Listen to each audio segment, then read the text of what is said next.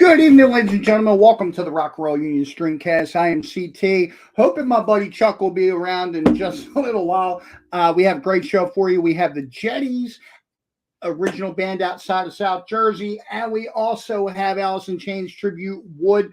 They graced our stage a couple weeks back at Sweeney's 90s night.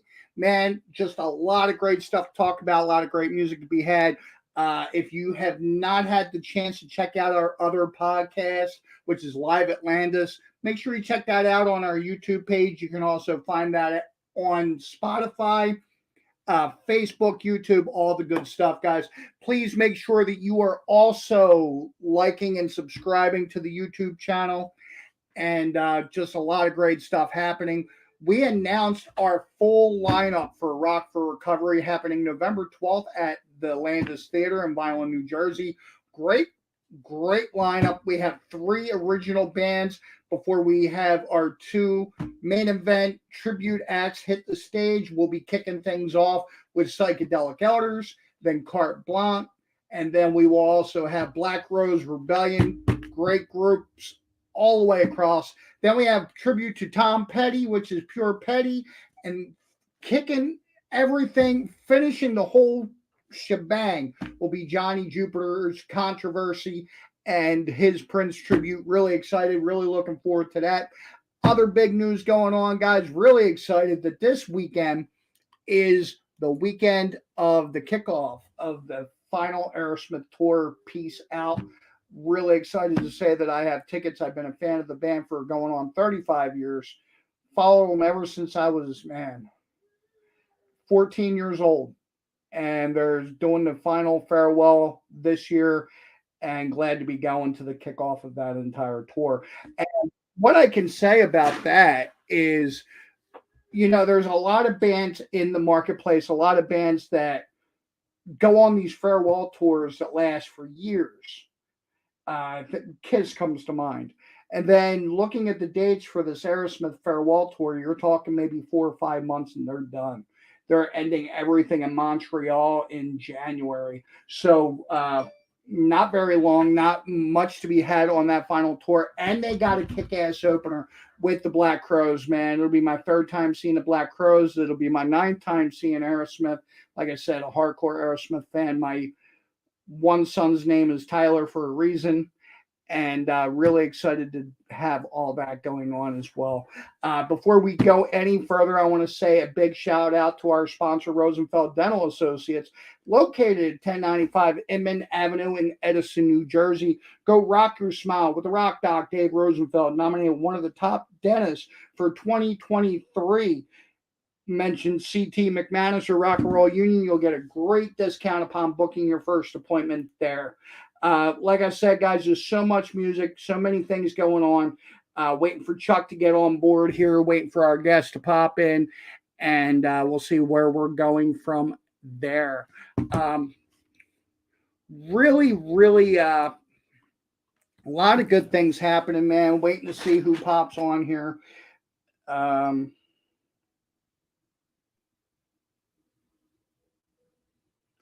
And just waiting patiently for what would seem my co-hosts, our guests. I feel like I'm in the Twilight Zone right now, guys, and I am not sure what is going on tonight, but got some stuff to talk about with that as well. Lots going on, man. And looking over, there's some great shows coming. Looking at some of the news that's going on right now. Bear with me for 1 second.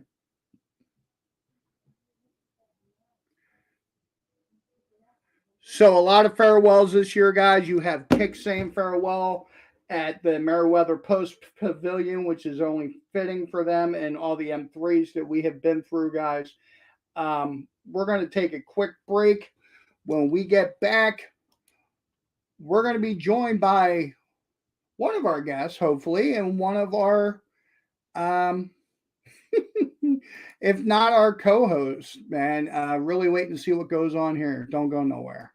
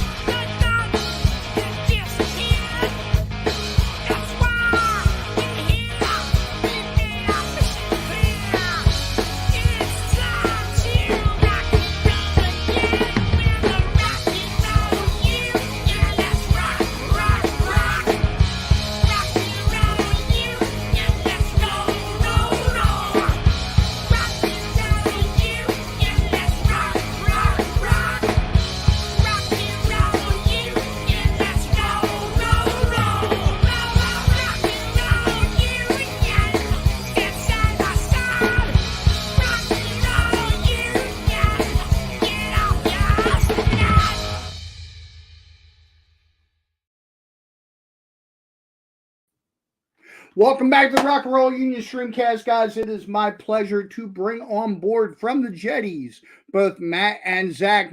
Zach, thank you guys so much for hanging with us tonight for a little while. Man, been a little while. How you guys been?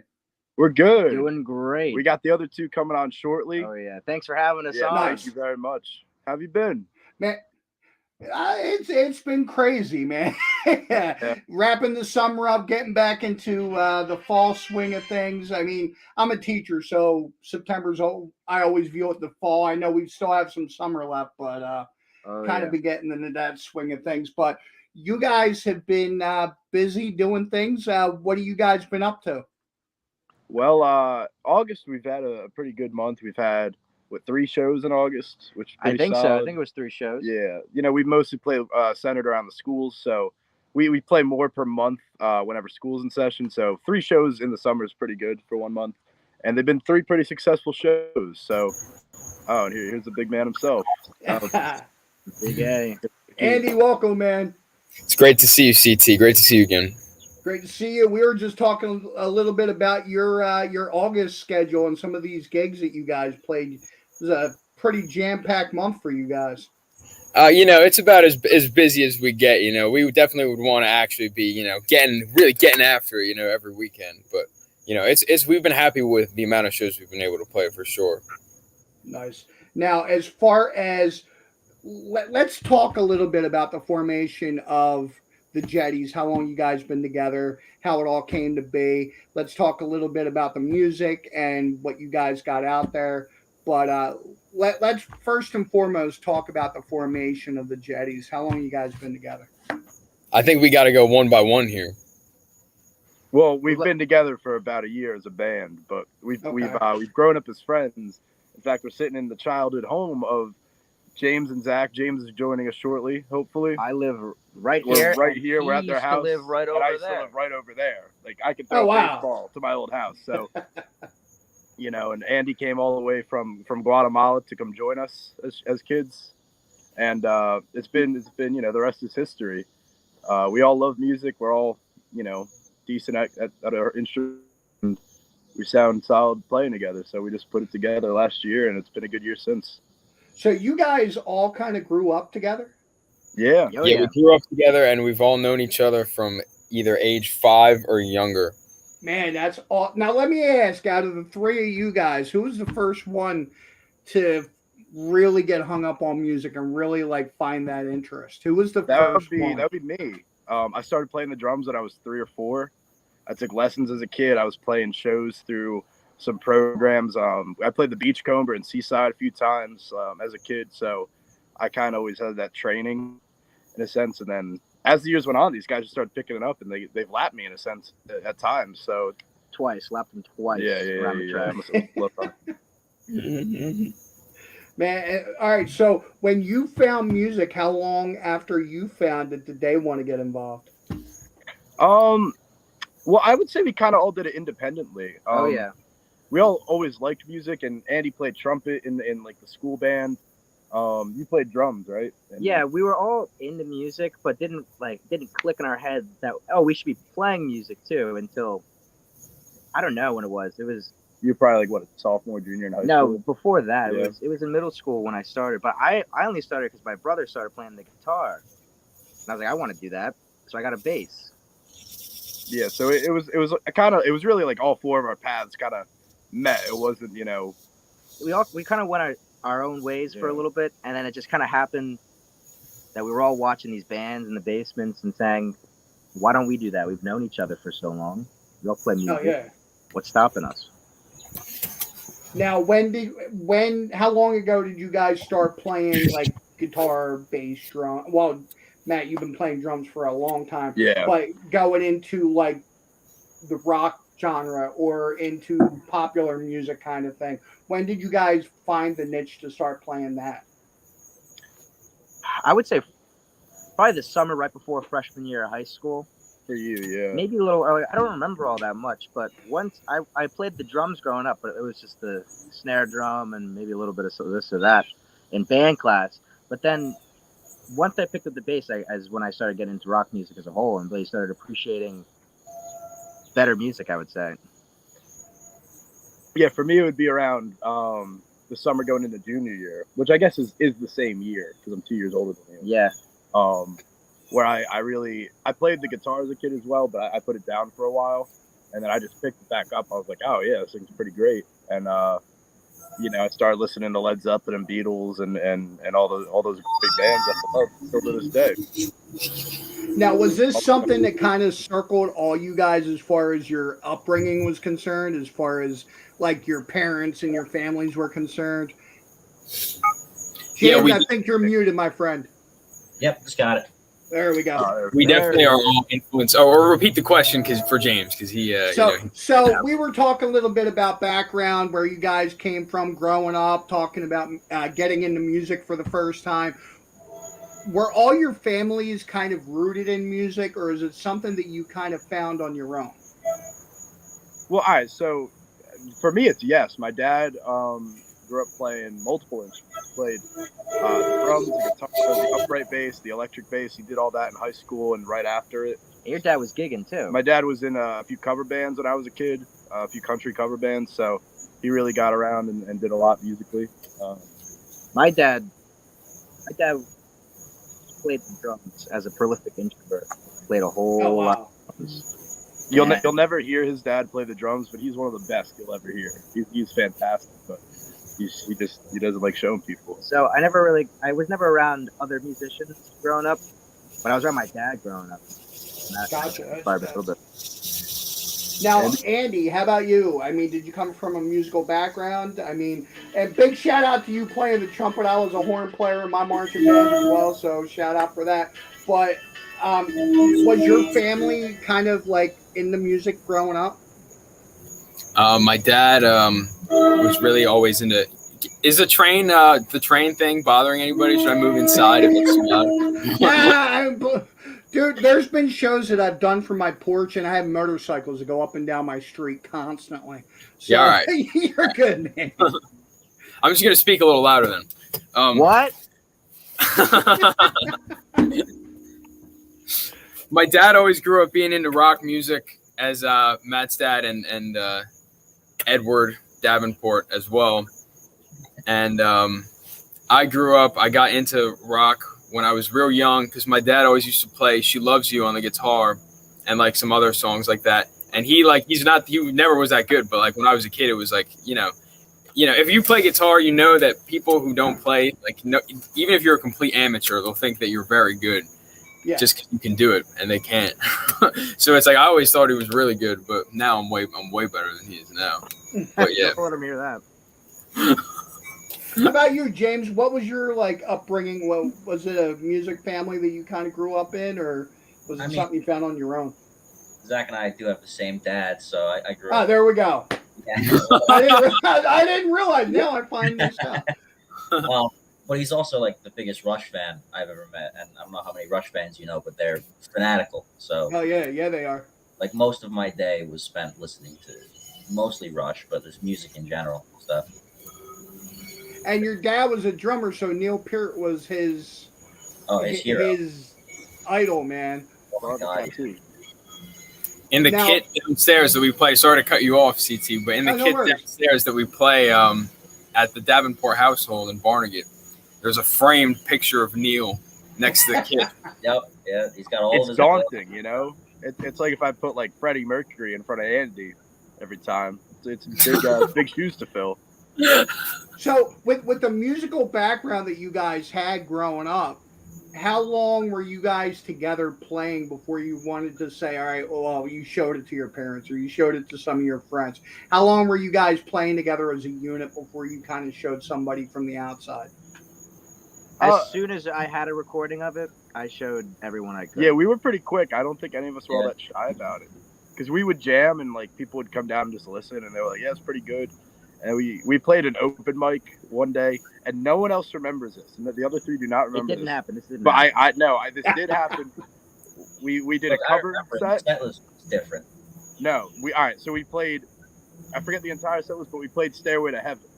That was the first one of the first songs we ever played was "Stairway to Heaven," which kind of just tells you, I think, our attitude. It's just like we'll just go out and do it, even though it's a crazy move. I don't remember this. Yeah, I don't know. I promise you it happened. I promise you. I wouldn't make this up. Now, I can't forget meeting you guys at the Death Wish Coffee Battle of the Bands.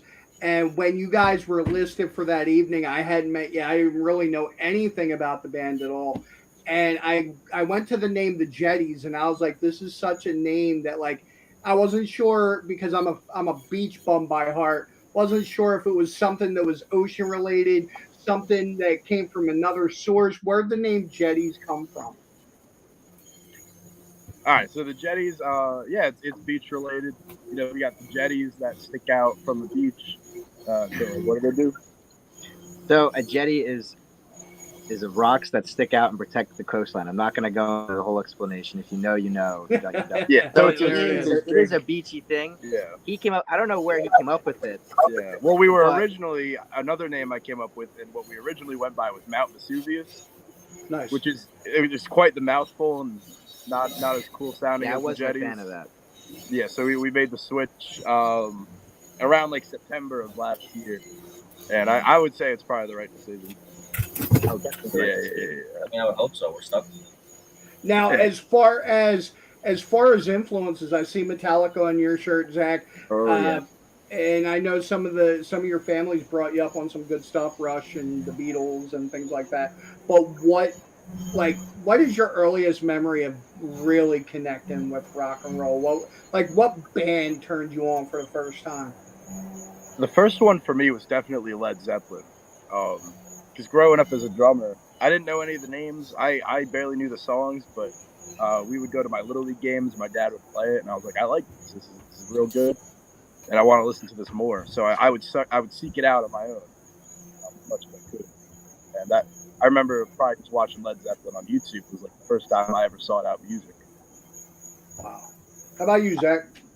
I in 8th grade, I listened to Pink Floyd's "The Wall" for the first time. I sat down and closed my eyes and listened to it, and that was the first time I was like, "Wow, this shit really rocks." I gotta devote my whole life to creating more of this. Hell yeah. It's been uphill since then. What do you think, James? I mean, for me, it was like sitting down. First, it was Rush, and that was like just hearing what they could do. Kind of gave me the same realization as Zach. Like, I need to do this for the rest of my life. By the time I finally picked up a guitar, it was like head over heels for Zeppelin, right? Like Jimmy Page. I used to have like 6 posters on my wall. You know, he's my absolute hero at the time. So I would say a cross between the two of them are the definitive reason why I'm doing this now. You know, I don't listen to a lot of classic rock anymore, but those two are like, they're still there. They're not going away. Andy?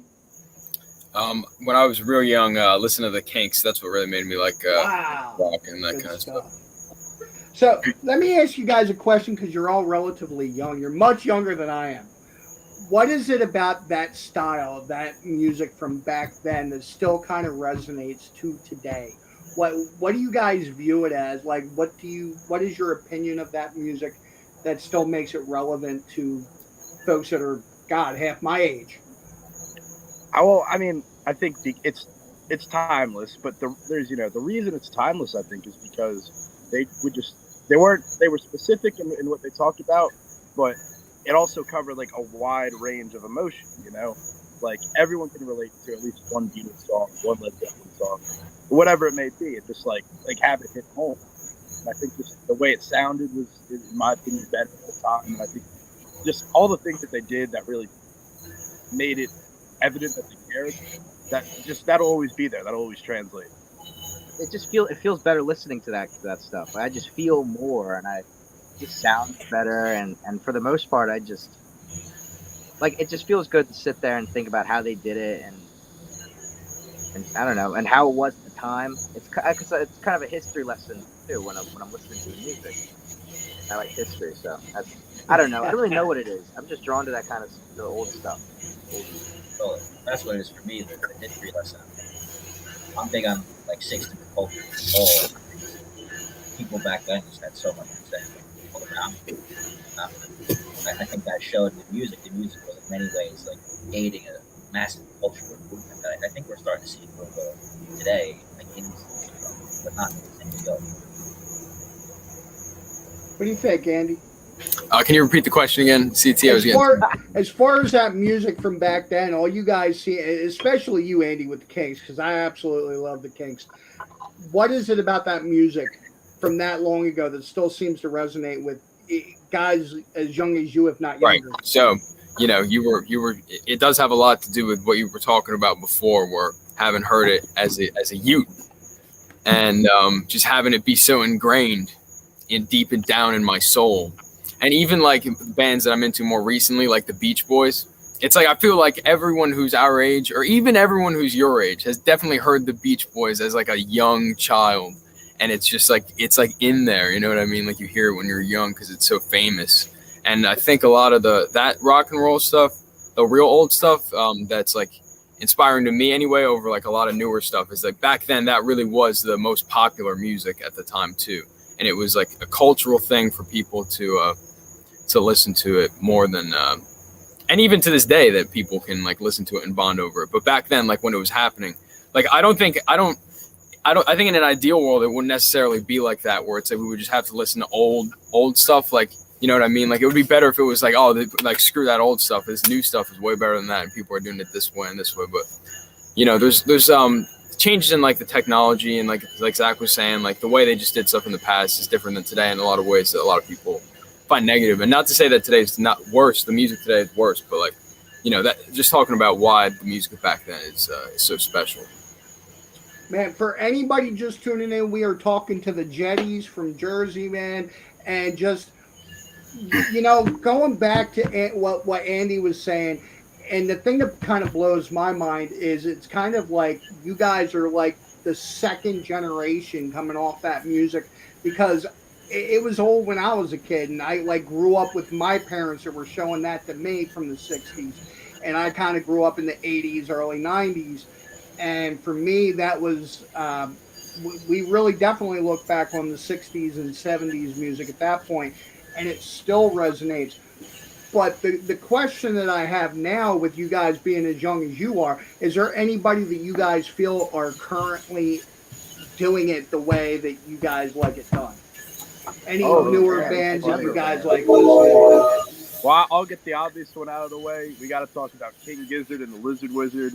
I don't know if you have the Jetties without them. You definitely don't have certain songs without them, but you don't have me. Not to take all of James's thunder, but bands like Pond, and act like Tame Impala, and one more, Peach Pit, and I think like we all just like communally like just get so much out of them, because they probably, if we were to hang out with those guys, we would just listen to the same music, Right. and just have a similar approach. But I'll let you go, Zach. Who do you like? What he said. I think a lot of the people he talked about are doing that, recording the music the old ways, which is kind of what draws us to it a little more. My personal favorite band of recent times is Post Animal, though. It doesn't get any better than that to me, coming out recently. I just had them on in the car ride over. Very fantastic. Good. Great group of guys. Great live too. What do you think, James? Anybody newer that you're into? I mean, I would say, especially the last like 2 years or so, most of my influence has been newer bands. Like I like finding new indie bands. Um, and I like finding like new indie rappers too. But I mostly like if it has a guitar, it's like gold to me, you know. Like pretty much everything Matt said. I love Gizzard. I love Tame Impala. He's been like the biggest influence on me. Out of anybody, I think.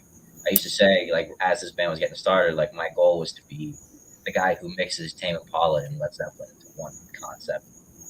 It's changed a bit since then as my horizons have broadened. Yeah, I just like I like going to shows, so I like finding artists that are like young enough to still put on crazy shows for. Hell yeah. Yeah, I like How about listening you, to the Andy? Glassboro guys too.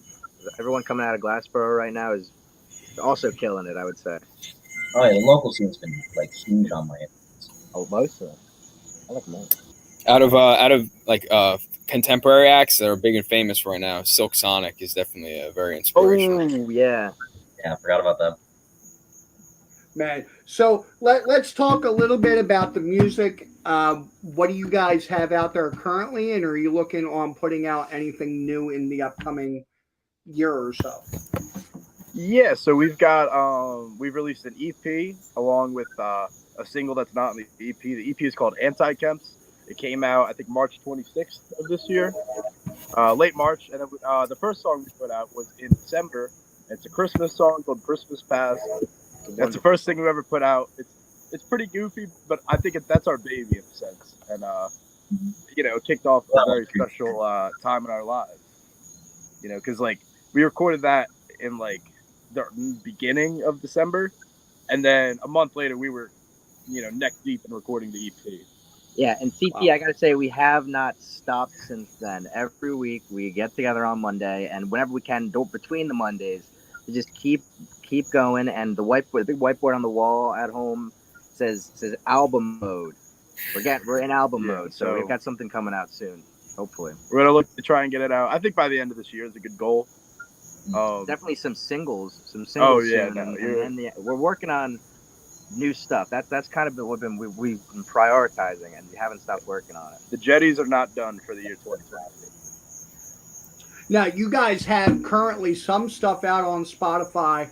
I wanted to pull it up real quick. I know that you guys have a couple singles and an EP out there. You guys can, anybody watching can find it on Spotify, and I'm sure other streaming services out there. Everyone, all of them, buddy. Yeah. Mm-hmm. Now, as far as the upcoming calendar, what's that look like for you guys? We don't actually have any shows coming up anytime soon. Oh, wait, what was that new one? We have one in November. I don't remember off the top of my head when and where exactly it is. But we'll be playing plenty in Glassboro, at least at the Funhouse in the Grotto. Yeah, hopefully we can get back to Philly soon.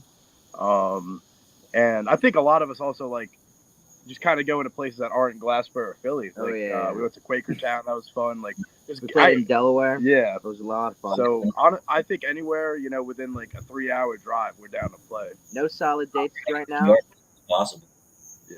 Man, I will say I am a rowing graduate, so I love hearing the Glassboro vibes, guys. So love hearing that stuff. So let me ask you guys, I'm going to go round the board here. My last question for you guys. Before I ask for social media pages and stuff, Mac and Zach, if you had one goal for the Jetties to close out this year, what would it be? I think for me, one goal is I would say I just want to put out the best album we're capable of putting out. I think we've got a good foundation of songs. I'd say probably have 4, maybe 5 that are like pretty solid, going to be on the upcoming album. But we have a lot more that we're writing, so those ones could get cut. But I just hope that whatever we put out, our goal is to really make it the best we possibly can. My goal is to play at least 10 shows before December 31st. Very, very doable. How about you, James? I'm going to say, we're talking just in a numbers sense, like double our following. Make sure people are around to hear the album. Great goal, man. Great goal. Andy? I want us to really I just want the music to keep moving forward at a steady rate, and more than the music, just the creativity. I want to get the creativity really flowing, you know.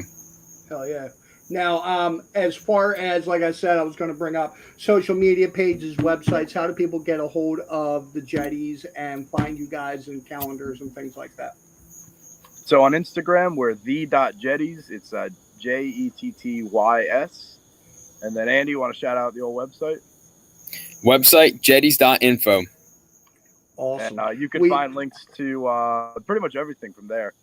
We also have a link tree in our Instagram bio. So that'll direct you to all the websites. It'll direct you to Spotify, Apple, everything that you would want to be directed to, I would say, could be found there. So, but on Apple and Spotify, we're the Jetties with a YS. It's not IES. And it's not Y''S. The album is called Anti-Chems, or the EP rather. Now, I did want to throw this out there. My boy Frankie James, great friend of mine, says I manage bands and do tons of bookings in Philly. There's a connection for you guys. Reach out to me. He does bookings, constant shows, and things like that. So if you guys are all friends with me on Facebook, look up Frankie James.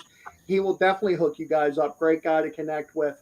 Awesome. And any upcoming shows, even if they're impromptu in Glassboro, please post them on the Rock and Roll Union page because I'd love to get out and see you guys again soon. Wow. Without a doubt. These two, so it's Zach here, and I don't know how it points, but James down here, they live in the front house, and then Andy down here lives at the Grotto. So they all run venues in Glassboro. So hopefully we got some home games coming up. We can really tear it up, and we'll definitely let everyone know. Yeah, even if you can't hear the Jetties, we've got bands that sound like us, and enough like us where we like to listen to them. So you know, yeah, it's always a good time. So. One more shout out from Frank. He says, thanks, CT. I do photography with MMR. Yeah, this guy's connected very well. So, definitely. Thank you very much, Frank. James, man. So, guys, thank you so much for taking some time out of your schedule to hang with us tonight. Thank you for having us. Yeah, man, really looking forward to seeing you guys soon. You too, man. We'll definitely let you know. Hope to see you soon, friend. Absolutely. Have a great night, guys. Have a great one, CT. Yeah, you too, my friend. There they were, man. That was the Jetties. Like I said, big guys from Glassboro, man. I'm a Rowan graduate, straight out of Rowan University. So really excited to see some stuff moving in Glassboro.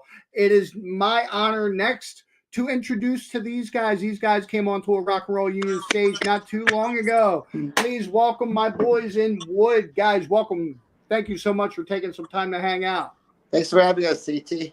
What's up, man? Yeah, thanks for having us. I got to say, man, I am proud that you guys did your first gig with Rock and Roll Union, and, man, what a killer gig it was. And, man, you guys really did not look like it was your first time out. You look like you were seasoned, and very big congratulations on that. Thank you. Yeah, we had a few practices lined up ahead of time, so we got dusted off the chops there to be prepared.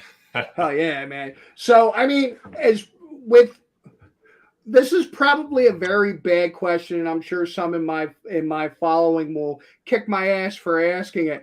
But what is it that you guys think it is with Alice in Chains that makes that music keep going even all this time later? That's a hard question to ask. Well, for me, as the drummer, Sean Kinney's drum parts are a whole lot fun to play. It's like they're not that difficult, but they're very tasty. Like someone like AC/DC, like Phil Rudd, that's groovy, but to me it just feels too easy. Like Alice in Chains is kind of like in the middle of like AC/DC and maybe like Rage Against the Machine, like with Brad Wilk. Oh yeah. How about you, Brian? Any thoughts to that? I mean, dude, I'm partial, but I think it's the Lane Staley voice. There's literally like no voice that has ever, there's no other voice in music that's done what he's done. I mean, it's just so unique, and there's so much like pain and emotion and depth in his vocal style. It's honestly really hard to replicate. I'm trying to do it justice. I'm trying to do the best I can with it, but there's like a lot of nuance in how he delivers it. So I'm trying to, I'm trying to figure out how to, carry that through. Hell yeah. I'll be honest, like when I was graduating high school, like it was all about that Seattle movement. And I was not really I was not a big fan of the Seattle movement, but Alice in Chains was something a lot different. I think they got grouped in with that Seattle movement. I feel like they got grouped in with grunge, but there was something completely different in my eyes about Alice in Chains, and they were more hard rock / metal than some of the other bands that were coming out. I think that they were a lot more fluid than maybe Pearl Jam was or Nirvana was. Alice in Chains was a separate beast all unto itself. What is your view on that? Well, I think that, they definitely have that grunge element because Lane has like that Jarl like voice, but they definitely, didn't sound like any of the grunge bands. Like you didn't include grunge, but people considered them grunge. They were from Seattle, and Lane had that Jarl voice. But would you compare like Nirvana to Alice in Chains, or like Alice in Chains to like let's say Pearl Jam? Oh yeah. Well, what do you think, Brian?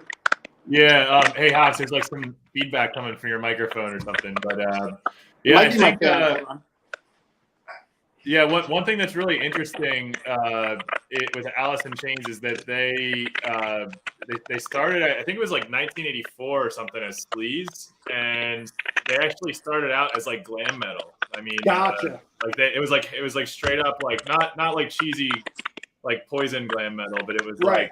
it almost like Lane Staley's voice was almost like Phil Anselmo on the Power Metal album. Yeah. I don't know if you heard that first Power Metal album, but it was like that, like like that, like really like strong falsetto voice, and that dude, some of that early stuff, man. If you can get a hold of the demo tracks out there, it's like pretty wicked, man. Now, Brian, I wanted to ask you, as you just showed a very small piece of your ability, which is killer, but you also, when talking at the gig, you also do some 80s. I don't want to say it's a cover or a tribute without going through you, but you do some 80s music. Am I correct?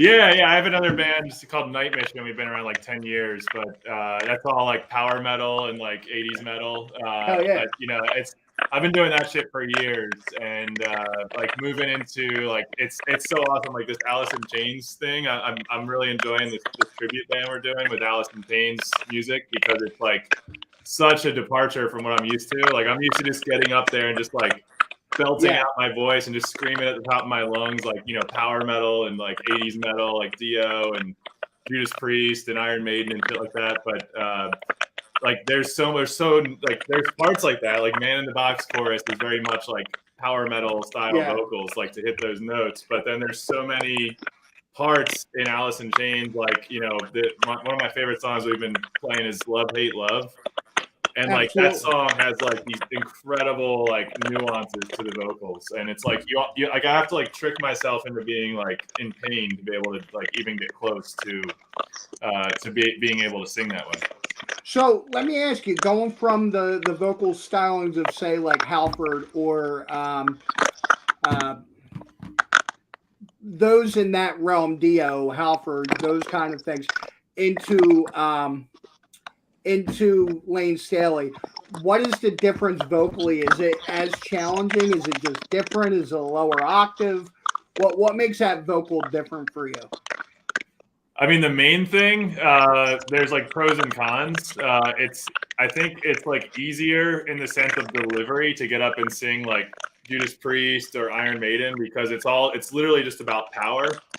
It's like, it's like powerlifting sort of. It's like just like doing like intense vocal delivery, and you don't have to be, it's like kind of like if you're doing like distorted guitar solos versus playing classical guitar, like the distortion can kind of hide your like mess ups a little bit. So it's kind of like that. So it's all about just like ripping it out full power, but it's hard to sustain that. Like my voice, like at the end of a show with Night Mission, after like an hour or an hour and a half, I really feel it. Like it's like hard to sustain that type of singing for hours. Whereas like Alice in Chains, I can sing a lot longer because it's not as intense on the vocal cords. Yeah, but I hear you. there's like a lot of nuance, man, to like deliver Lane Staley properly. And then the harmonies too. Like Juan's not here today. Juan's our Jerry Cantrell, to like lock it in. Like me and Juan do vocal practices just to like lock in our harmonies. Gotcha. Because like the delivery, like the vocals in Alice in Chains are like way more like intricate. Like there's a lot of nuance that needs to that you need to like get right to deliver it properly. Now, I got one more question for you vocally, and then I'm going to go to Hawks. But I wanted to ask you, as far as Lane Staley, I know there's more of a gravelly type of vocal. There's more of a guttural almost type of vocal, as opposed to a clean, high octave type of deal. Do you have any issues getting that? I know sometimes with like, as far as those who are gravelly have always like had drinking on their side or smoking on their side or some other bad habit somewhere along the way that kind of added that sound to their voice. Do you have difficulty getting there, or are you kind of like they're in the same realm? I mean, I try to take good care of my voice. Like all those things are really bad vocal hygiene. I've had like 5 or 6 vocal coaches over the years, and so I'm like trained how to properly apply those types of textures or effects to your voice. And yeah, if you do it the wrong way, you can really like damage your voice. But if you like push it, you support from your diaphragm, like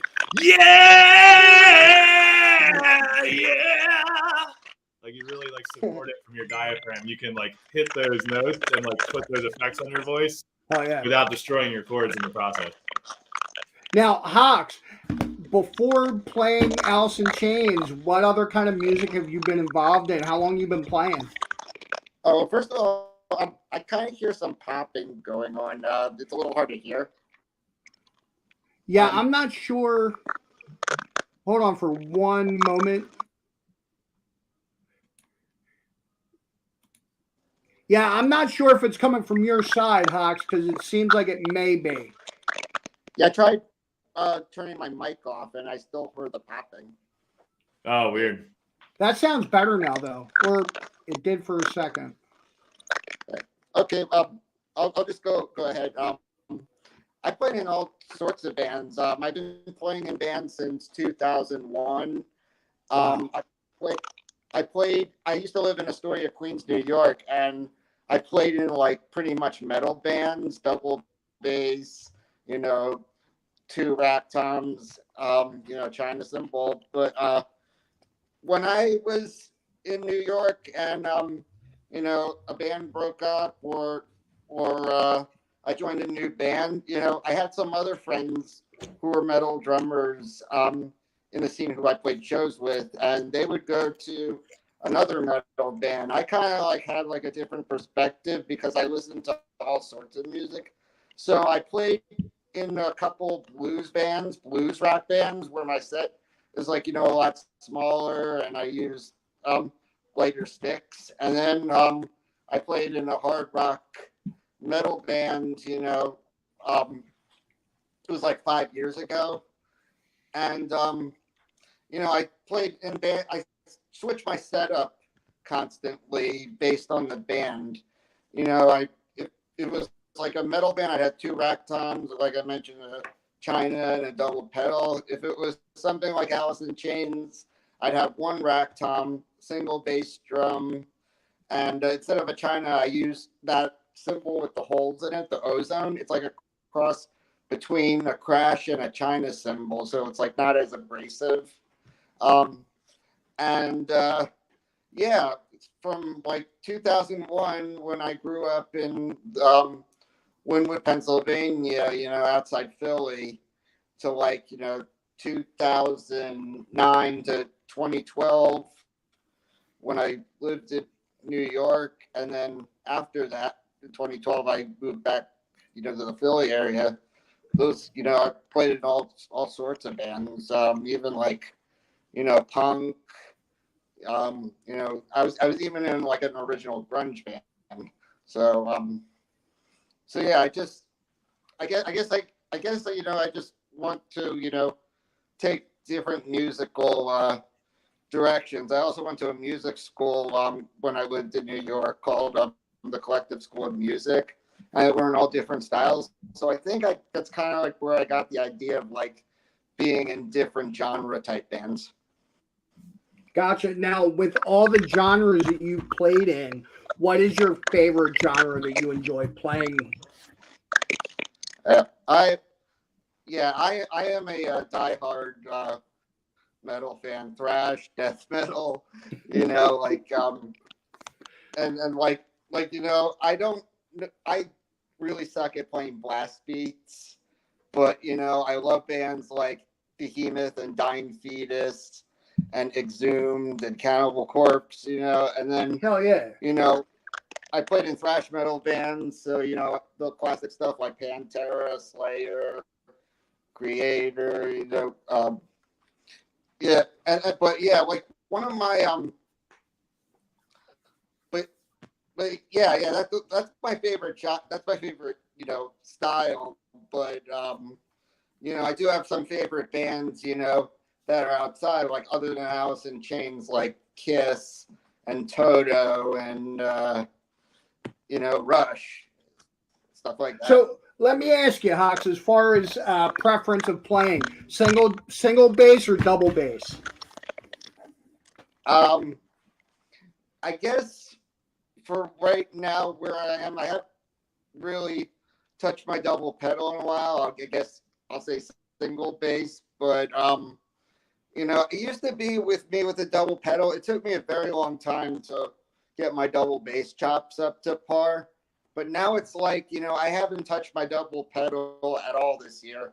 I could, you know, take out my double pedal and, you know, play Silent Scream by Slayer, you know, without. Oh yeah.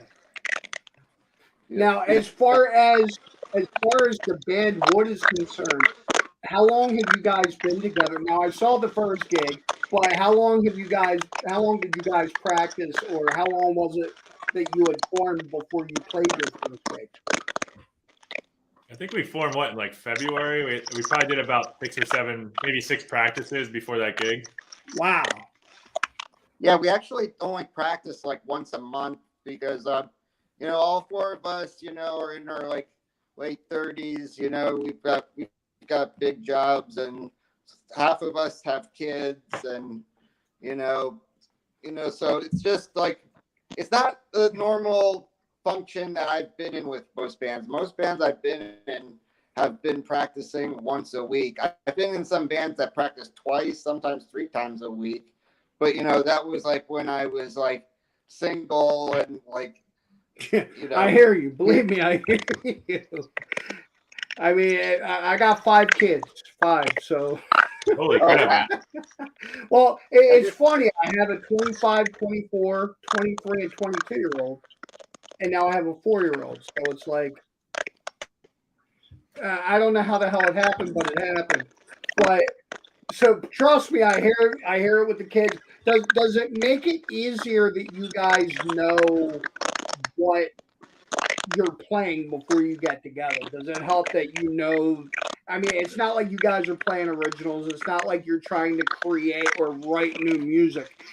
It doesn't make that progress any easier for you guys. I think for sure, man. I mean, like, yeah, I mentioned the other band, Night Mission, and like we've been playing together for over 10 years, and it's like, so we're so synced in, and like if we all decide to learn a new cover, like we'll nail it the first time we play it together. And I think like we're getting that way with Wood, where we all knew the music, but we had to figure out each other's playing style. But I think now we're kind of like figuring out each other's playing style and getting like intimately familiar with all the Alice in Chains material. So I think like the deeper we go into the catalog, the more we're just going to be able to like pick up a new song and like nail it on the first or second try. I mean, it probably helps that everybody does their homework. So it's not to the point that you guys are really practicing more than it is that you're rehearsing together. I mean, at least from my perspective as the singer, I think the hardest thing is dialing in the vocal harmonies. But obviously, like I don't have any perspective of like the challenges on the drums or the bass or like the guitar part. I think Juan probably has the hardest job in the band doing both like the Jerry Cantrell vocal backups and the driving like the only guitar in the band. So it's like there's so much like falling on his shoulders. I think he's probably got the hardest job. Now, as far as calendar coming up, what's it look like for you guys? You guys got anything scheduled? We're working on it. I guess that's what the news Brian just gave us today. We're working on it. Yeah, I mean, we're definitely taking any invites for shows right now. Like we just started trying to get booked like a month ago, and we pretty much got that first gig that you saw us at. Oh yeah. Like almost right away. So we're just, honestly, we're trying to find someone who can do the booking for us. So maybe you or one of the listeners knows like a manager or something, but like we're happy to pay a manager who can just like get us booked and just make the shows, just get us on the calendar. So that's kind of I would definitely. I'd be glad to connect you guys after the show. I can send you some info on some great people I know in the business that would be more than happy to steer you guys in that right direction. I know it gets difficult sometimes just stepping up as a brand new band. So I have some good contacts that I'd be happy to share with you guys after the show. Yeah, I've been personally emailing people, and it's been kind of hard getting like a follow-up, Yeah, I mean, it gets difficult because there are, unfortunately, in the scene, a lot of venues seem to stick with the same bands and don't let other newer bands in, and it's a matter of knowing when to like enter that circle. It's like the same. Where I live in South Jersey, it's like the same 4 bands have been playing the same circuit for the past 10 years, and it's like if you don't know somebody, it's hard to get into that circuit. But yeah, I totally feel you guys there. Now, as far as your website, social media pages, that kind of thing, how do people connect with you guys?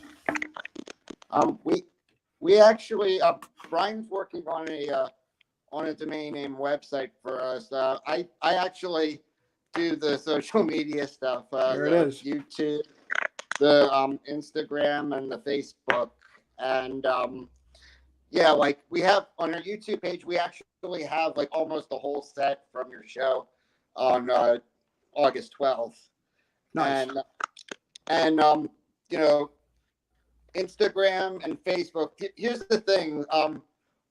You can search up Wood with an exclamation point. Like we do the exclamation point because like the song Wood with a question mark is confusing. So we do that, and then Alice in Chains tribute for Instagram and YouTube. But the thing is that Facebook for some reason wouldn't let you use the exclamation point. So I put Wood, and then I like spaced it out a bunch of times. Alice in Chains tribute. We actually had somebody at our show mention that she said I can't find you guys on Facebook, and I thought, we figured out that the Philly part of Philly Alice in Chains tribute was making it hard to find us, so I took the Philly out of everything.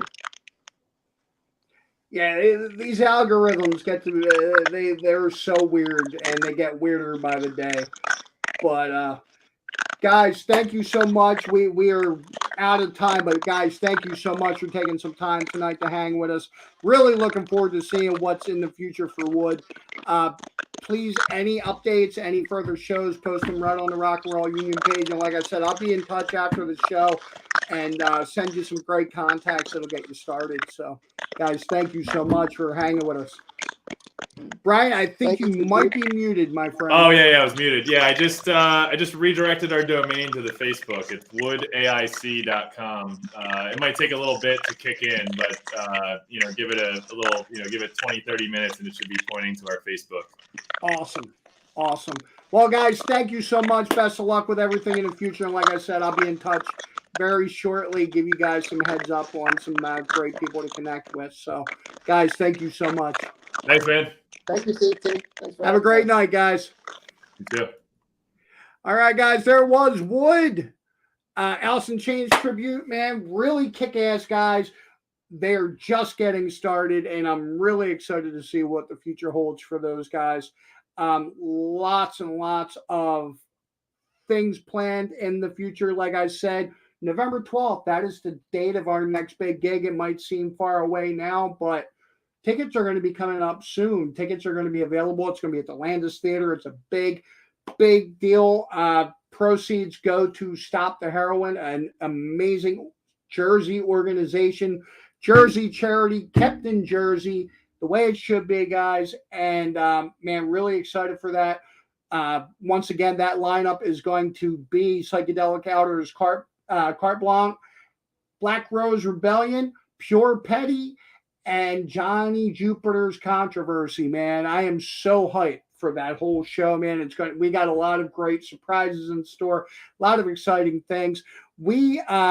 I don't believe we're going to have a show next week at all. It is Labor Day week. It is back to school week.